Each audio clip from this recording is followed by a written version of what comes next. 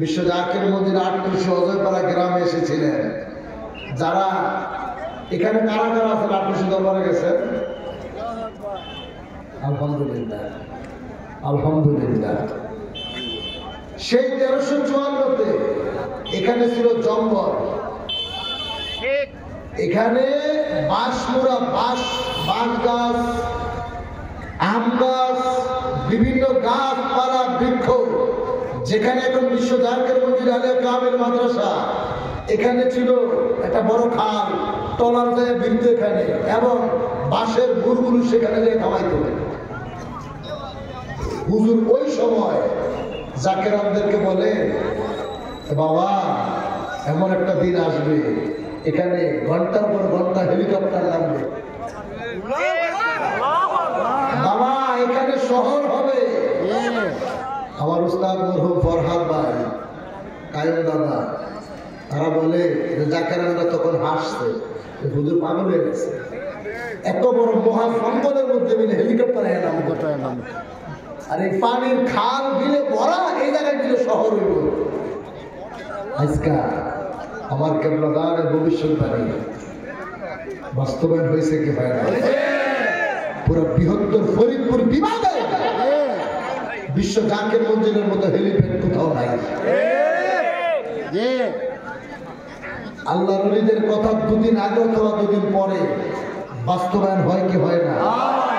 এখানে তো শেষ না। দাদা হুজুরের পীর শাহ সুফি সৈয়দ ওয়াজিদ আলী রহমতুল্লাহ আলাইহি যেই ফরিদপুর ইসলামের দাওয়াত দিতে পারে নাই, তিনাকে যখন হিন্দুরা বের করে দিয়েছিল, তিনি 100 বছর আগে বলেছিল, তোর আমাকে এই জমিনে দাঁড়াইতে দিলি না, মনে রাখিস আমি আমার গোলামের গোলাম দিয়ে এই জমির ইসলামের পতাকা উড়াবো। এই আমার কেবলাদার এত শক্তি কোথায় পাইছে শুনে যান।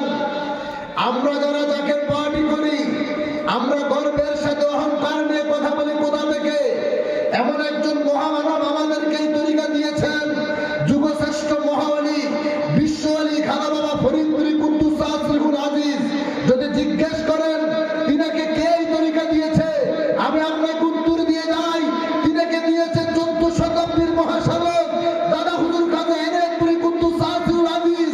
যদি বলা হয় তিনি কার কাছ থেকে এই সন্ধান পাইলেন, তিনি পেয়েছিলেন হযরতে শাহ সুফি সৈয়দ ওয়াজিদ আলী রহমতুল্লাহ আলাইহি।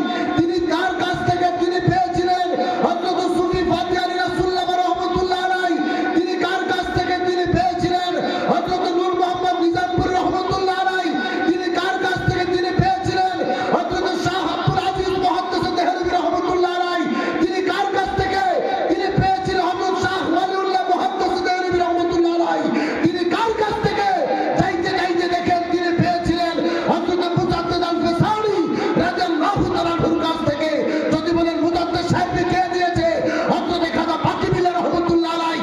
এমনি ভাবে যাইতে যাইতে হযরত আবু বকর সিদ্দিক রাদিয়াল্লাহু তাআলা আনহু, আবু বকরকে কে খেলাফত দিয়েছে, তাকে না বানাইলে কুল কায়নাত হতো না। মুহাম্মদুর রাসূলুল্লাহ সাল্লাল্লাহু আলাইহি ওয়াসাল্লাম চিৎকার মেরে খুব মারহাবা।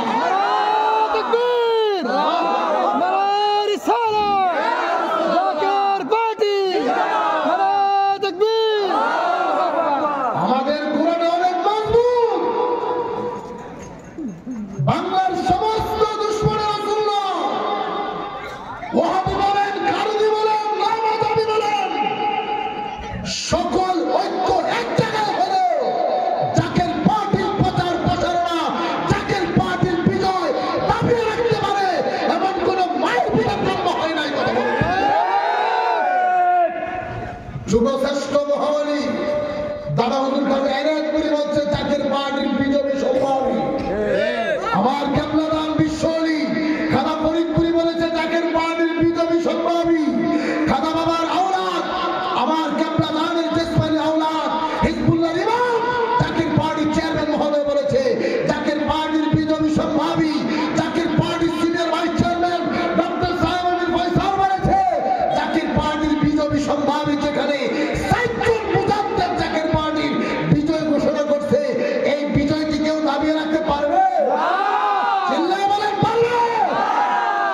দুদিন আগে পরে ঘটবে।